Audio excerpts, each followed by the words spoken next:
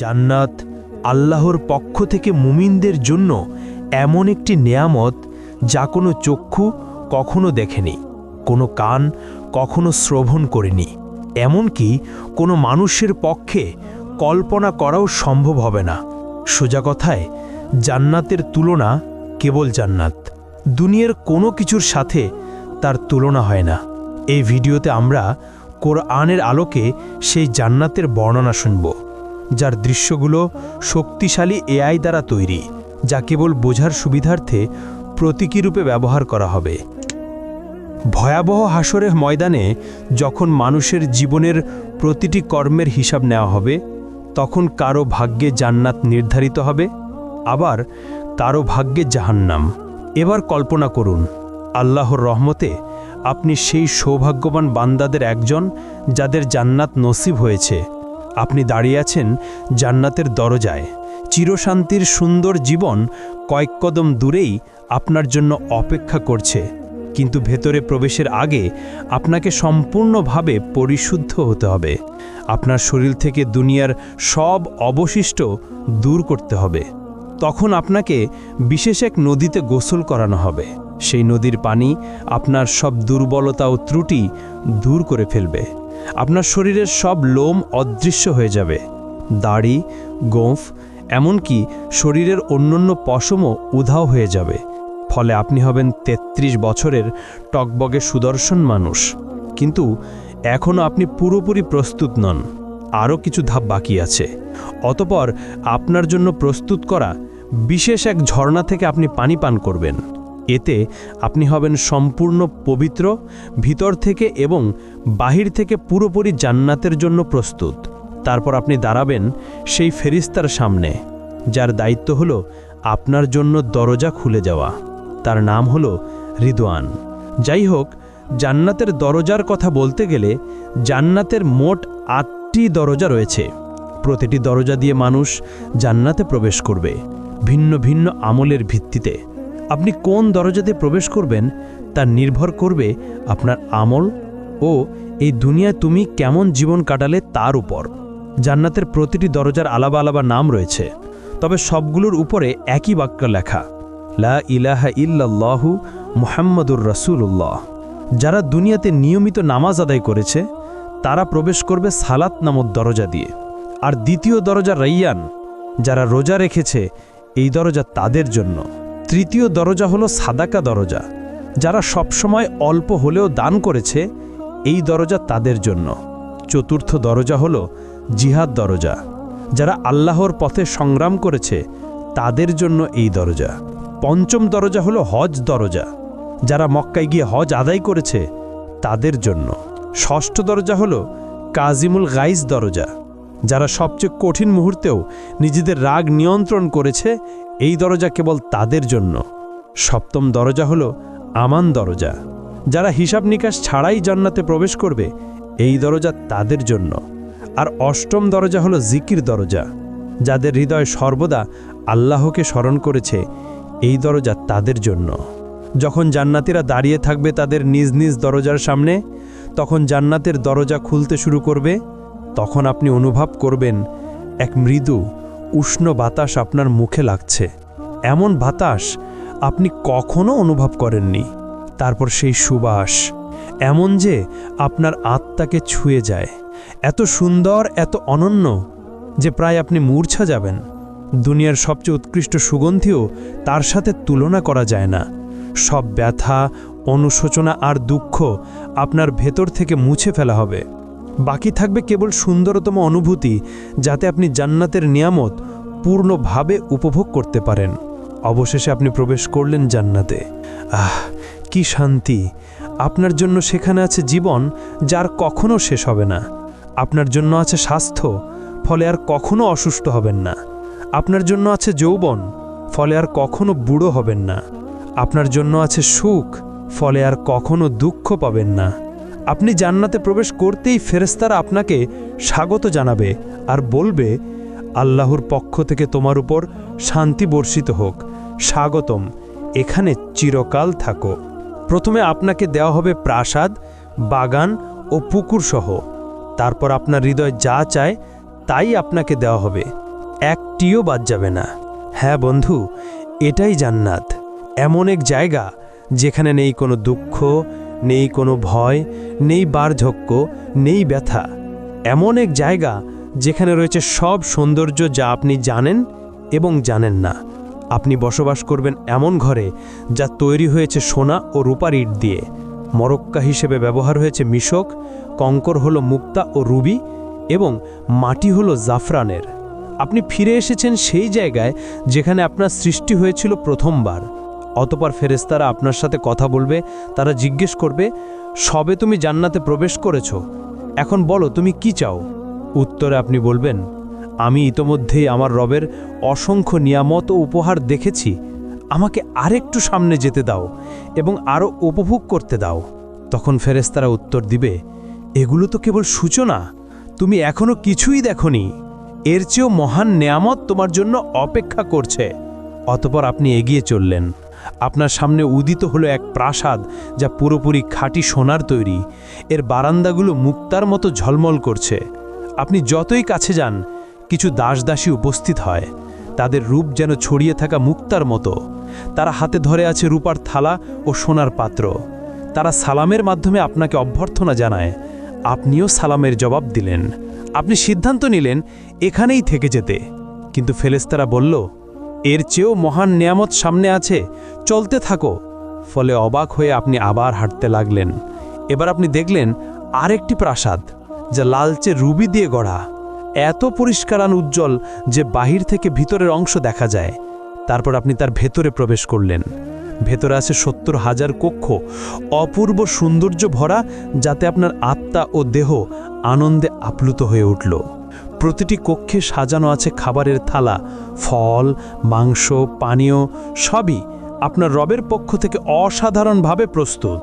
তখন আপনি একটি ফলে কামড় দিলেন, তা আপনাকে মনে করিয়ে দেয় আপনার জীবনের প্রিয় সব স্বাদ।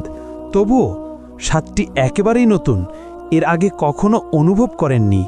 আপনি এক চুমুক পানীয় পান করলেন, ফলে আপনার হৃদয় ভরে ওঠে অবর্ণনীয় সুখে।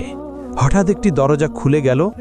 ভেতরে প্রবেশ করল আপনার প্রিয়জনেরা, আপনার মা, বাবা, প্রিয়তমা স্ত্রী আর সন্তানেরা। আর কি চাই! আনন্দে আপনার নিঃশ্বাস আটকে যাওয়ার মতো অবস্থা। যেসব মুমিনদের সাথে আপনি পৃথিবীতে চলাফেরা করতেন, তারাও এখন আপনার পাশে। তাদের দেহ ঝলমল করছে আর মুখে সুন্দর হাসি। চতুর্দিকে প্রাসাদ, বৃক্ষ, নদী আর নিয়ামত, সব কিছু কেবল আপনার জন্যই সাজানো। এক সীমাহীন জগৎ যার কোনো সীমানা নেই।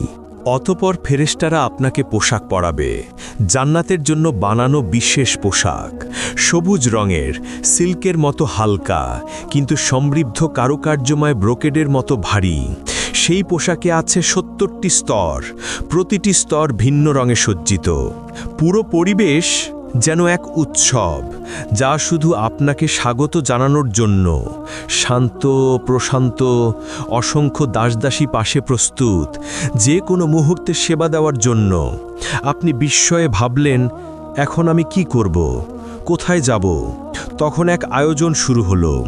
একটি মেষ আনা হলো এমন এক জায়গায় যা জান্নাতবাসী ও জাহান্নামবাসী উভয়ই দেখতে পায়। কিন্তু এই মেষ সাধারণ প্রাণী নয়, এর নাম মৃত্যু। এরপর যা ঘটে তা আপনার হৃদয়কে চিরস্থায়ী শান্তির আরও কাছাকাছি নিয়ে যায়। একটি ঘোষণা শোনা যায়, হে জান্নাতবাসীগণ, তোমরা জানো এটি কে? তখন জান্নাতবাসীরা মাথা তোলে এবং বলে, হ্যাঁ, এটি মৃত্যু। অতঃপর আবার ঘোষণা হয়, হে জাহান্নামবাসীগণ, তোমরা জানো এটি কে? তখন জাহান্নামবাসীরাও মাথা তোলে এবং বলে, হ্যাঁ, এটি মৃত্যু। এরপর একজন ফেরেশতা সেই মেষকে কোরবানি করল, ফলে মৃত্যুর মৃত্যু হলো এবং ঘোষণা দেওয়া হলো, হে জান্নাতবাসীগণ, তোমরা এখনো চিরকাল বাঁচবে, তোমাদের আর মৃত্যু নেই। হে জাহান্নামবাসীগণ, তোমরাও চিরকাল থাকবে, তোমাদের জন্যও আর মৃত্যু নেই। হ্যাঁ বন্ধু, এখন আর মৃত্যু নেই। আপনি আর কখনো অসুস্থ হবেন না। আপনি চিরকাল বাঁচবেন। আপনার আর মৃত্যু নেই। জান্নাতবাসীদের জন্য এটাই হলো চিরন্তন আনন্দ, শান্তি ও নিয়ামতের সময়। যদি আপনি এই জীবনে বিবাহিত হন এবং উভয়ই জান্নাতে প্রবেশ করেন, তাহলে আপনাদের বন্ধন আবার ফিরিয়ে দেওয়া হবে। কিন্তু এবার আর কখনো আলাদা হতে হবে না। যেই স্বামী বা স্ত্রী জান্নাতে উচ্চ মর্যাদা পাবে, অন্যজনকেও সেই স্তরে তুলে দেওয়া হবে। সেখানে থাকবে না কোনো ঝগড়া, না হৃদয় ভাঙা, না বিশ্বাসঘাতকতা। থাকবে শুধু খাঁটি ভালোবাসা, যা প্রতি মুহূর্তে আরও গভীর হবে। স্ত্রী ও স্বামী সময়ের সাথে আরও সুন্দর হয়ে উঠবে। একজন বাইরে থেকে ফিরে এলে অন্যজন তাকে দেখবে আগের চেয়েও সুন্দর রূপে, এবং উভয়ই একই কথা বলবে, তুমি আগের চেয়ে আরও সুন্দর লাগছো। নারীরা এতটাই সুন্দর হবে যে তারা দুনিয়ার সবচেয়ে অপূর্ব নারীদেরও ছাড়িয়ে যাবে তাদের স্বামীদের জন্য। কিন্তু যদি আপনি বিবাহিত না হন বা স্বামীর সাথে কখনো শান্তি না পান, তাহলে আল্লাহ আপনাকে দিবেন তার থেকেও উত্তম সঙ্গী, যিনি শুধু আপনার জন্য সৃষ্ট, এতটাই সুন্দর যা আপনি কখনো কল্পনাও করেননি। আপনি যখন তার চোখের দিকে তাকাবেন, আপনার হৃদয় মনে করবে এই মুহূর্তের জন্যেই সে সৃষ্ট। আপনি তার হাত ধরবেন এবং একসাথে হাঁটবেন চিরন্তন জীবনে স্বামী স্ত্রী হয়ে। জান্নাতে মানুষ উঠতে পারবে, অসীম উপত্যকা, বৃক্ষ ও পাহাড়ে হেঁটে বেড়াতে পারবে, অথবা মুহূর্তেই এক জায়গা থেকে আরেক জায়গায় টেলিপোর্ট করতে পারবে। মানুষ জান্নাতে চিন্তার গতিতে চলাফেরা করবে, যেমনটা বর্তমানে আত্মা করে। কারণ আত্মা যখন দেহের কারাগার থেকে মুক্ত হয়, সে তখন স্বাধীনভাবে চলে বেড়ায়, স্বপ্নের মতো। আপনি দুনিয়াতে চোখ বন্ধ করলে হয়তো লন্ডন দেখেন, পরের মুহূর্তেই টোকিও বা ইস্তানবুলে পৌঁছে যান। কিন্তু জান্নাতে এই স্বপ্নের মতো অভিজ্ঞতাই হবে বাস্তব। হ্যাঁ, জান্নাতবাসীরা পাখির মতো উড়বে। তারা বাগান, পাহাড় ও প্রাসাদ ভ্রমণ করবে, যা কোনো চোখ আগে দেখেনি। তারা বন্ধুদের সাথে মিলিত হবে, খাবে, দাবে, গভীর আলাপচারিতা উপভোগ করবে, যা দুনিয়ার আনন্দদায়ক আলাপের চেয়েও উত্তম হবে। তারা ভোজ আয়োজন করবে, নবীদের সাথে বসবে, সরাসরি সাহাবীদের কাছ থেকে তাদের কাহিনী শুনবে, আউলিয়ার সাথে সাক্ষাৎ করবে এবং উষ্ণ আনন্দঘন কথোপকথনে অংশ নেবে, যা দেবে অফুরন্ত আনন্দ। আর দুনিয়ার সবচেয়ে বড় সমস্যা একাকিত্ব চিরতরে শেষ হয়ে যাবে। সেখানে আর কেউ একা বোধ করবে না। দুনিয়ার অচেনা মানুষ, গরিব, অসুস্থ, বন্দী, সমাজের তাড়ানো মানুষরা সেদিন তারও ফিরে তাকাবে সব কষ্টের দিকে এবং বলবে, এই কষ্ট তো কিছুই ছিল না। আমার রব আমাকে এমন সৌন্দর্য, বন্ধু আর নেয়ামত দিয়েছেন নিজের সান্নিধ্য থেকে। যদি আমি এর চেয়েও ভয়াবহ কষ্ট ভুগতাম, তবুও আমি সন্তুষ্ট থাকতাম। জান্নাতবাসীরা জান্নাতে কি খাবে এবং কি পান করবে? যখন মানুষরা প্রথম জান্নাতে প্রবেশ করবে, তখন তাদের প্রথম খাবার হবে এক তিমির কলিজা। হাদিসের ভাষ্যমতে এটি সেই তিমির কলিজা যেই তিমি দুনিয়াতে হজরত ইউনুস আলাইহিস সালামকে গিলে নিয়েছিল। আসলে জান্নাতে কোনো খাবারের প্রয়োজন হবে না। সেখানে খাওয়া দাওয়া হবে কেবল আনন্দের জন্য। বিশেষ করে পাখির মাংস এবং ফলমূলের মধ্যে ডালিম, আঙুর, চেরি, কলা এবং খেজুর থাকবে। আর পানীয় হিসেবে থাকবে সোনার পেয়ালায় দুধ, মধু, বিশুদ্ধ পানি, কাফুর ও তাসনিম। জান্নাতবাসীরা এই নিয়ামতগুলো চিরকাল ভোগ করবে, কিন্তু কখনো ক্ষুধা বা তৃষ্ণা অনুভব করবে না। জান্নাতের মূলত 7টি স্তর রয়েছে। ইবনে আব্বাস রাদিয়াল্লাহু আনহু থেকে বর্ণিত একটি রেওয়ায়েতে আমরা এটাই জানতে পারি। প্রথম স্তর জান্নাতুল ফিরদাউস। এটি জান্নাতের সর্বোচ্চ স্তর, এটি জান্নাতের কেন্দ্রস্থলে অবস্থিত এবং সবচেয়ে মূল্যবান অংশ। এটি সরাসরি আল্লাহ আরশের নিচে। হাদিসের ভাষ্যমতে জান্নাতুল ফিরদাউসে 4টি বিভাগ রয়েছে। 2টি বিভাগে সব কিছু সোনার তৈরি, আর 2টি বিভাগে সব কিছু রূপার তৈরি। কে কে এই ফিরদাউসে প্রবেশ করবে? যারা নামাজে বিনয়া প্রদর্শন করে, যারা নিরর্থক ও অযথা কাজ থেকে বিরত থাকে, যারা জাকাত দেয়, যারা নিজেদের পবিত্রতা রক্ষা করে, যারা আমানত ও ওয়াদা পূর্ণ করে, যারা নিয়মিত নামাজ আদায় করে অবহেলা ছাড়া, তারাই পাবে এই জান্নাতুল ফিরদাউস। আর দ্বিতীয় স্তর হল জান্নাতে আদন। এটি নবী রাসূল, সত্যবাদী, শহীদ ও সৎ মুমিনদের জন্য। এখানে থাকবে কল্পনার অতীত সৌন্দর্য। এর ভেতরে সোনার নদী প্রবাহিত হবে, ফেরেশতারা মুমিনদের অভিনন্দন জানাবে এবং ধৈর্যের জন্য জান্নাতের সুসংবাদ দেবে। তৃতীয় স্তর হল জান্নাতুন নাঈম। এটি নেয়ামত ও শান্তিতে পূর্ণ এক জান্নাত। যা মুমিন চাইবে সব কিছু সেখানে থাকবে। তারা আল্লাহর অনুগ্রহে চিরস্থায়ী আনন্দে বসবাস করবে। আর চতুর্থ স্তর হল দারুল খুলুদ, বিশ্বাসীদের জন্য চিরন্তন সুখের আবাস। এখানে কোনো ভয় বা দুঃখ থাকবে না। অসংখ্য নেয়ামতে পরিপূর্ণ হবে এর অধিবাসীরা। পঞ্চম স্তর হল জান্নাতুল মাওয়া, বিশেষভাবে শহীদদের জন্য প্রস্তুতকৃত জান্নাত এটি। তারা সেখানে আল্লাহর অফুরন্ত নেয়ামত উপভোগ করবে এবং চিরন্তন সুখে থাকবে। আর ষষ্ঠ স্তর হল দারুস সালাম, বিশ্বাসীদের জন্য চিরন্তন শান্তি ও নিরাপত্তার জান্নাত, যেখানে থাকবে না কোনো ভয়, দুঃখ কিংবা কোনো মন্দ কিছু। সপ্তম স্তর হল ইল্লিয়ুন, উচ্চ ও মহান স্থান, যেখানে আল্লাহর নিকটবর্তী ফেরেশতারা এবং সৎ মুমিনরা অবস্থান করবে। তাদের মুখমণ্ডল থেকে নির্গত আলো সমস্ত জান্নাতকে আলোকিত করে তুলবে। এমনকি জান্নাতের সেই স্তরও আলোকিত হবে যা সবচেয়ে দুর্বল মুসলিমকে দেওয়া হবে, তা হবে 10টি বিশ্বের সমান বিশাল। আর যখন জান্নাতীরা জান্নাতের উঁচু স্তরে থাকা প্রাসাদগুলোর দিকে তাকাবে, তাদের দূরত্ব এতটাই বিশাল হবে যে তারা সেগুলোকে তারার মতো দেখবে। যেমন আমরা এই দুনিয়ার আকাশে দূর থেকে তারাগুলো দেখি। তারা ধীরে ধীরে অভ্যস্ত হয়ে যাবে জান্নাতের জীবনের সাথে। চারপাশে থাকবে অমর যুবক খিদমতগাররা, যারা সবসময় তাদের সেবায় প্রস্তুত। তাদের আনন্দ দেওয়ার জন্য এবং সেবা করার জন্য আল্লাহ হুরগণকে সৃষ্টি করেছেন। তারা এতটাই পবিত্র যে কোনো মানুষ বা জিন তাদের স্পর্শ করেনি আগে। তারা এতটাই বিশেষ যে যদি তাদের মধ্যে একজনও এই দুনিয়ার কোনো সাগরে থুথু ফেলত, তাহলে দুনিয়ার সব সমুদ্র ও সাগর তাৎক্ষণিকভাবে নোনতা থেকে মিষ্টি পানিতে রূপান্তরিত হতো। জান্নাতে কেউ কখনো কোনো কিছুতে অসন্তুষ্ট হবে না এবং সেখানে হিংসা থাকবে না। জান্নাতের প্রাকৃতিক সৌন্দর্য এই দুনিয়ার যে কোনো কিছুর চেয়েও বহুগুণ শ্রেষ্ঠ। সেখানে অসংখ্য গাছ থাকবে, কিন্তু একটি গাছ বিশেষভাবে আলাদা, তা হলো তুবা গাছ। এর আকার বর্ণনাতীত। যদি একজন অশ্বারোহী দ্রুতগতিতে দৌড়াতো, তবু এর কাণ্ড অতিক্রম করতে 100 বছর লেগে যেত। তুবা গাছ এতটাই বিশাল যে এর শাখা প্রশাখা জান্নাতের সব স্তরে পৌঁছায়, প্রতিটি ঘর পর্যন্ত ছড়িয়ে পড়ে, যাতে সবাই এর অনন্ত নেয়ামত ভোগ করতে পারে। জান্নাতের আরেকটি বিস্ময়কর বিষয় হলো কাউসার নদী। এটি আমাদের প্রিয় নবীকে বিশেষ উপহার হিসেবে দেয়া হয়েছে।